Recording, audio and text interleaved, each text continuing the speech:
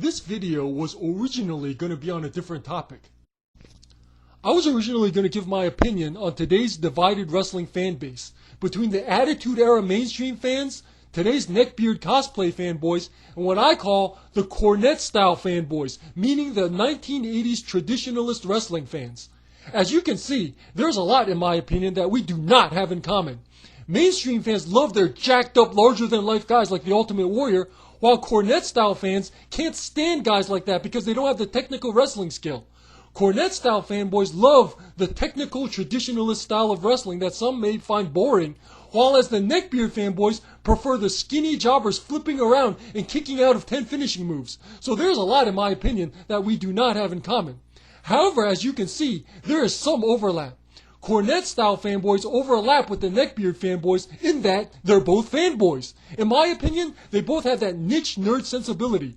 Cornette style fanboys think that the Rock and Roll Express are main eventers, whereas the neckbeard fanboys think that Kenny Omega is a main eventer. However, none of them are going to have that appeal on the national mainstream level. Cornette style fanboys overlap with mainstream fans in that we both value kayfabe. We still want wrestlers to stay in character, storylines to make sense, and things still have to be somewhat believable. However, as you can see, the mainstream fans have no connection, in my opinion, with the neckbeard fanboys. There's no overlap between the blue and the pink. We are on completely different planets.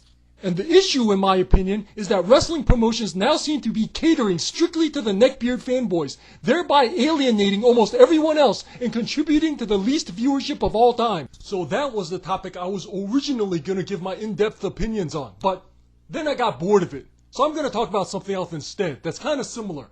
You know, as wrestling promotions cater strictly to the fanboys, the distinction between what the fanboys want and what the mainstream audience wants becomes more and more apparent. But some of these fanboys seem so stuck in their wrestling bubble, so stuck in that pink bubble, that they seem oblivious to the differences. So in this video, I'm going to give my 5 things, in my opinion, that the fanboys in the pink bubble should understand about the fans in the blue bubble. Number 1, the cutesy cosplay look is not appealing to a lot of people. You know the cutesy cosplay look that fanboys love? Like Bayley when she was a hugger? Or steampunk Becky Lynch with the steam coming and she comes out with the goggles? Or Smiley Kylie Ray skipping down to the ring wearing a Pikachu outfit? And all those Japanese schoolgirls? Within the fanboy bubble, that's adorable. They love it. They think that's so appealing. But outside the bubble, in the mainstream audience, a lot of people, they're just not into that. Fanboys need to understand that there are a lot of wrestling fans, a lot of audiences out there that are simply not into that cutesy cosplay look. It's just not appealing to them.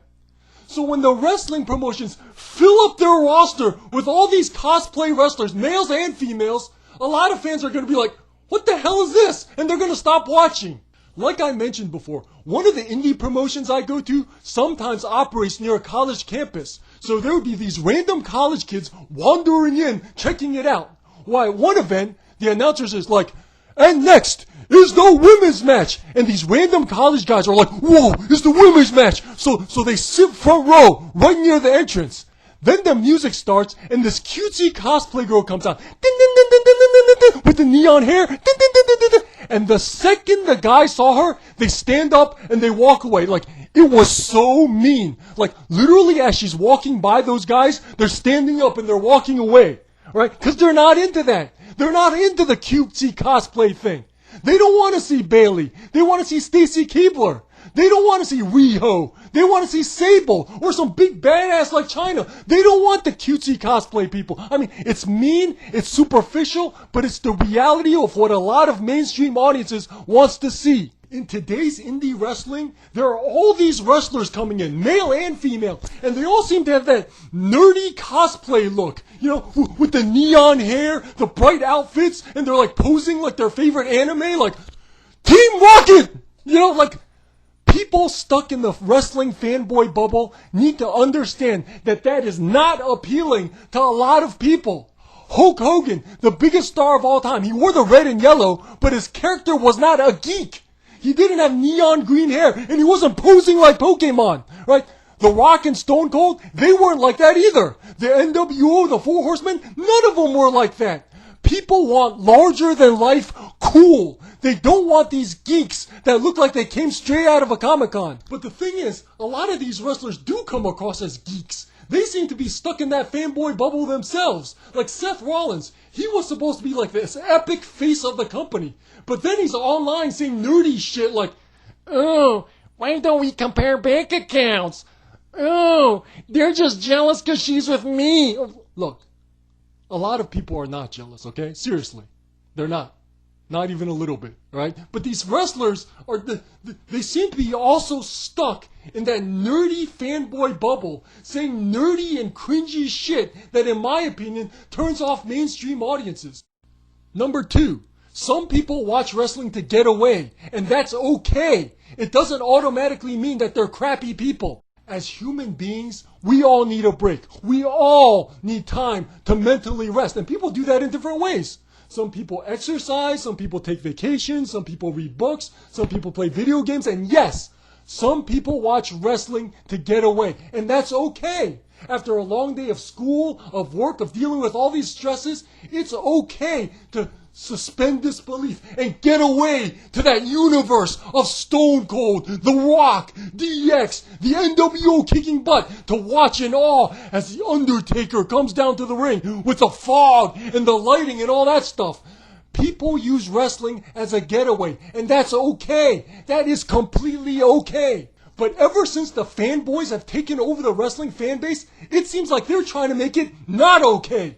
Because many of these fanboys are social media nerds that live in an online world of constant activism and virtue signaling, it seems like they want the wrestling product to also reflect that. It seems like they want wrestling promotions to be constantly beating audiences over the head with preaching and moralizing. And if any wrestling fan dares to criticize it, they try to shame that wrestling fan for not caring about the issues. But that's not fair, because that's not what people watch wrestling for. Just because the people don't want to get preached at doesn't mean they don't care about the issues. People watch wrestling as a getaway, and it's not right to shame them for using it that way. As I recall, there are mental health experts that recommend watching TV shows for people to get away. When the wrestling product becomes too preachy, people can't use it as a getaway anymore, so they stop watching. In my opinion, the way these fanboys are forcing an activist wrestling product is driving fans away and contributing to the least viewership of all time. And it's not just the fanboys. A lot of the wrestlers seem to be like that too. Like when Summer Rae seemed to actually criticize a wrestling fan for wanting to use wrestling as a getaway. Like, what the heck is she trying to say here? That wanting to use wrestling as a getaway is unreasonable? Well, what about music? What about movies? What about video games? Is it also unreasonable to use those things as getaway? Are people not allowed to take mental breaks? Must they endure non-stop preaching in order to be good, caring people? In junior high, I had 2 best friends. One was from Kenya, and the other one was from South America. Look, I know what it's like to get treated differently. I know what it's like to watch friends get treated differently. But all 3 of us watched wrestling as a getaway, to not think about those things. And that's okay. As kids, it made us feel better. Just because we don't want to get beaten over the head with activism doesn't mean that we don't care about the activism. It's just that it's not what we watch wrestling for. Number 3, people want to see the larger-than-life heavyweights. People want to see the biggest and the strongest. They want to see big heavyweights like Brock Lesnar. They want to see light heavyweights like John Bones Jones. They don't want to see some tiny little flyweight like Demetrius Johnson. It seems like whenever he headlines a pay-per-view, he gets like no buy rate. And that's been one of the biggest challenges, in my opinion, of today's wrestling product. And it's that these wrestlers coming in, most of them look like they're like 5'5", 120 pounds. And in my opinion, people don't want to see the tiny little guys going at it. They want the big guys, because it's hard to believe that someone can be world heavyweight champion when that person is smaller than you are. In my opinion, the mainstream audience in wrestling, they want big. They want Hulk Hogan, The Undertaker, The Ultimate Warrior, Brock Lesnar, Goldberg. They want big. But in the fanboy bubble, tiny is king. It seems like these fanboys favor these tiny, scrawny little guys who look like they never lifted a weight in their life. Like I said, I was at a wrestling event when Darby Allin comes out and the fanboys are popping like crazy for him. Then Darby walks by me and it's like this tiny ass little guy. And I'm like thinking, dude, why are you popping for this guy? He's like half your size and it looks like your little sister could probably beat him up in a match. Like these fanboys, they use the word big guys like it's a bad word, like, oh, Vince just likes the big guys. Well, guess what? A lot of people like the big guys. People love the UFC heavyweight and light heavyweight divisions. People want the wrestling's heavyweight division to look like a heavyweight division. Guys like Darby Allin and these little vanilla jobbers, they look nothing like heavyweights. How ridiculous does this look? Ali is the leader of Retribution? He's like half the size of the other wrestlers. Why would they listen to him? It would be like the NWO revealing that their leader is Funaki. Why the hell would this happen? Why would this ever happen? So therefore, why would this happen? Number 4, charisma and personality are valued more than work rate. In 2017, UFC fighter Colby Covington was making $20,000 a fight. Then he got that polarizing gimmick where he's talking trash, and now he's making $500,000 a fight. Dude, charisma is everything. It's everything. Chael Sonnen was basically talking his way into title fights. When the Ultimate Warrior was rivaling Hulk Hogan's popularity, it wasn't because of his technical wrestling skill. When Stone Cold Steve Austin was leading the charge of the Attitude Era, it wasn't because of his technical wrestling skill. It's because they had the looks, the promos, the personality, the charisma, and the storylines to get themselves over. Right? Charisma can make up for lack of wrestling skill, but wrestling skill cannot make up for lack of charisma. Hulk Hogan talking into a microphone draws more attention than some skinny little indie jobber flipping around 100 times. Some of these fanboys seem to think that it's okay for a wrestler to have no personality as long as they have great technical wrestling skill and work rate, which in my opinion is bull. Alright? Charisma is everything. Number 5, kayfabe still matters. Even in the online era, kayfabe still matters. I mean, can you imagine watching like an Avengers movie or an X-Men movie or whatever, where the actors are breaking character right in the middle of the movie? That would destroy the movie, and the same is true for wrestling. Fanboys seem to think it's okay for wrestlers to constantly break character, dance around, and look like they're not even fighting.